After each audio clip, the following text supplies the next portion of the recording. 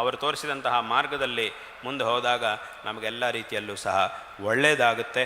ಹಾಗಾಗಿ ಅಂತಹ ಶಂಕರ ಭಗವತ್ಪಾದಾಚಾರ್ಯರು ನಮ್ಮ ಭಾರತ ದೇಶದ 4 ದಿಕ್ಕುಗಳಲ್ಲೂ 4 ಆಮ್ನಾಯ ಪೀಠಗಳನ್ನು ಸ್ಥಾಪನೆ ಮಾಡಿದರು ಅನ್ನುವಂತಹ ವಿಷಯ ಎಲ್ಲರಿಗೂ ವಿದಿತವೇ ಆಗಿರತಕ್ಕಂತಹ ಒಂದು ವಿಷಯ.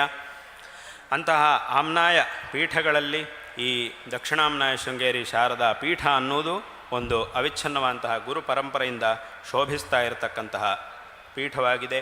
ಈ ಪೀಠದ ಅವಿಚ್ಛಿನ್ನವಾದ ಗುರು ಪರಂಪರೆಯಲ್ಲಿ ಪ್ರತಿಯೊಬ್ಬ ಆಚಾರ್ಯರು, ಪ್ರತಿಯೊಬ್ಬ ಜಗದ್ಗುರುಗಳೂ ಸಹ ಒಂದು ವಿಶೇಷವಾದಂತಹ ಮಾಹಾತ್ಮ್ಯವನ್ನು, ಮಹಿಮೆಯನ್ನು ಹೊಂದಿರತಕ್ಕಂಥವರಾಗಿದ್ದಾರೆ.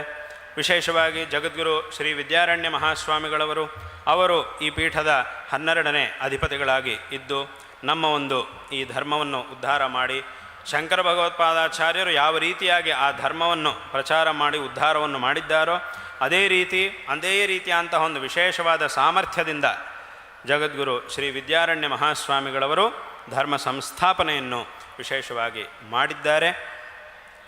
ಹೀಗೆ ಈ ಅವಿಚ್ಛಿನ್ನವಾದ ಗುರು ಪರಂಪರೆಯಲ್ಲಿ ನಮ್ಮ ಗುರುಗಳು ಜಗದ್ಗುರು ಶ್ರೀ ಶ್ರೀ ಭಾರತೀ ತೀರ್ಥ ಮಹಾಸ್ವಾಮಿಗಳವರು ತಮ್ಮ 50 ವರ್ಷಗಳಿಂದ, ಅಂದರೆ 50 ವರ್ಷಗಳ ಹಿಂದೆ ಸನ್ಯಾಸವನ್ನು ಸ್ವೀಕಾರ ಮಾಡಿ ಅಲ್ಲಿಂದ ಇಲ್ಲಿಯ ತನಕ ಅವಿಚ್ಛಿನ್ನವಾಗಿ ತಮ್ಮ ತಪೋನುಷ್ಠಾನವನ್ನು, ಅಖಂಡವಾದಂತಹ ತಪೋನುಷ್ಠಾನವನ್ನು ಮಾಡ್ತಾ ಎಲ್ಲ ಭಕ್ತಜನರಿಗೂ ಸಹ ವಿಶೇಷವಾಗಿ ಅನುಗ್ರಹವನ್ನು ಮಾಡ್ತಾ ಎಲ್ಲರಿಗೂ ಸಹ ಸದಾಕಾಲ ವಂದನೀಯರಾಗಿದ್ದಾರೆ.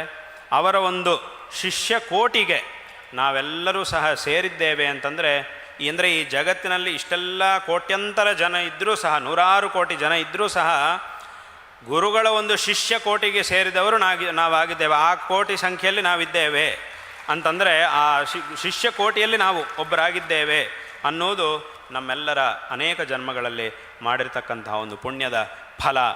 ಆದ್ದರಿಂದ ಈ ಒಂದು ಜೀವನದಲ್ಲಿ ಗುರುಗಳ ಉಪದೇಶದಂತೆ, ಅವರು ತೋರಿಸಿದಂತಹ ಒಂದು ಮಾರ್ಗದಂತೆ ಈ ಒಂದು ಜೀವನವನ್ನು ನಡೆಸಿ ಇದನ್ನು ಸಾರ್ಥಕ ಮಾಡಿಕೊಳ್ಳಬೇಕು ಅನ್ನುವಂತಹ ಒಂದು ವಿಷಯವನ್ನು ಈ ಸಂದರ್ಭದಲ್ಲಿ ಎಲ್ಲರಿಗೂ ಹೇಳಬಯಸ್ತಾ ಇದ್ದೇವೆ. ಅದರಲ್ಲೂ ಅವರ ಒಂದು ಈ 50ನೇ ವರ್ಷದ, ಅಂದರೆ ಸನ್ಯಾಸ ಸ್ವೀಕಾರದ 50ನೇ ವರ್ಷದ ಈ ಸಂದರ್ಭದಲ್ಲಿ ಇಂತಹ ಒಂದು ಕಾರ್ಯಕ್ರಮದಲ್ಲಿ ಭಾಗವಹಿಸಿ ಈ ಒಂದು ಸ್ತೋತ್ರ ಸಮರ್ಪಣೆಯನ್ನು ಅವರ ಪಾದಾರವಿಂದಗಳಲ್ಲಿ ಮಾಡುವಂತಹ ಒಂದು ಅವಕಾಶ ಎಲ್ಲರಿಗೂ ಸಿಕ್ಕಿದೆ. ಇಂತಹ ಒಂದು ಕಾರ್ಯಕ್ರಮದಲ್ಲಿ ಶಿಷ್ಯ ಕೋಟಿಯಲ್ಲೂ ನಾವು ಸೇರಿದ್ದೇವೆ, ಇಂತಹ ಒಂದು ಕಾರ್ಯಕ್ರಮದಲ್ಲಿ ನಾವು ಭಾಗಿಗಳೂ ಆಗಿದ್ದೇವೆ ಅನ್ನುವುದು ಎಲ್ಲರ ಒಂದು ವಿಶೇಷವಾದಂತಹ ಪುಣ್ಯ ಅಂತಂದರೆ ಅದರೊಳಗೆ ಯಾವುದೇ ಸಂದೇಹಕ್ಕೆ ಅವಕಾಶ ಇಲ್ಲ. ಹಾಗಾಗಿ ಅವರ ಒಂದು, ನಮ್ಮ ಗುರುಗಳ ಒಂದು ಈ ಪೀಠಾಧಿಪತ್ಯದ ಒಂದು ಕಾಲ, ಇದು ಒಂದು ಸುವರ್ಣ ಯುಗ ಅಂತ ಹೇಳಿದರೆ ಅದರೊಳಗೆ ಯಾವುದೇ ವಿಧವಂತಹ ತಪ್ಪಿಲ್ಲ. ಒಂದು ಅತ್ಯಂತ ವಿಶಿಷ್ಟವಾದಂತಹ ಒಂದು ಕಾಲ ನಮ್ಮ ಗುರುಗಳ ಈ ಒಂದು ಪೀಠಾಧಿಪತ್ಯದ ಒಂದು ಕಾಲವಾಗಿದೆ.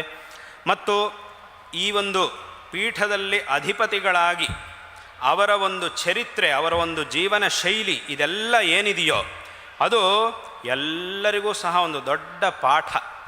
ಅವರ ಒಂದು, ಅಂದರೆ ಕಲ್ತ್ಕೊಳ್ಬೇಕಂತಹ ಒಂದು ಪಾಠ. ಅವರ ಜೀವನದ, ನಮ್ಮ ಗುರುಗಳ ಜೀವನದ ಒಂದೊಂದು ಘಟನೆಯಿಂದಲೂ ಸಹ ನಾವು ಕಲ್ತ್ಕೊಳ್ಬೇಕಂತಹ ಪಾಠ ಒಂದೊಂದು ನಮಗೆ ಇದ್ದೇ ಇದೆ.